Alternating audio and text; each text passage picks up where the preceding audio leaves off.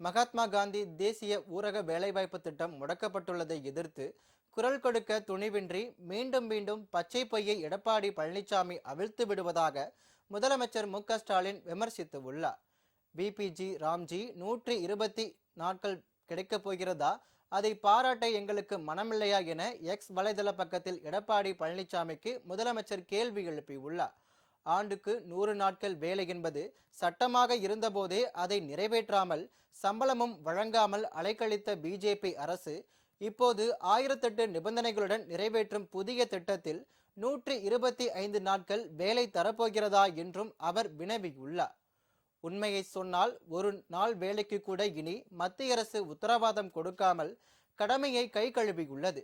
மகாத்மா காந்தி பெயரை நீக்கக்கூடாது என்று உங்கள் ஓனருக்கு வலிக்காமல் அழுத்தம் கொடுத்தீர்களே, என்ன ஆனது என கேள்வி எழுப்பியுள்ள ஸ்டாலின், உங்களை ஒரு பொருட்டாகவே டெல்லி மதிக்கவில்லையே என்றும் தெரிவித்து உள்ளார். மாநில அரசின் மீது 40% நிதி சுமையை ஏற்றும் ஏதோச்சதிகாரம் கைவிடப்படவில்லையா? டெல்லியை எதிர்த்து கேள்வி கேட்கும் துணிவு எடப்பாடி பழனிசாமிக்கு இருக்கும் என்று யாரும் எதிர்பார்க்கவில்லை. ஆனால் முழு பூசணிக்காயை சோற்றில் மறைக்கும் முட்டுகளையாவது தவிர்க்கலாமே என்றும் ஸ்டாலின் குறிப்பிட்டு உள்ளார்.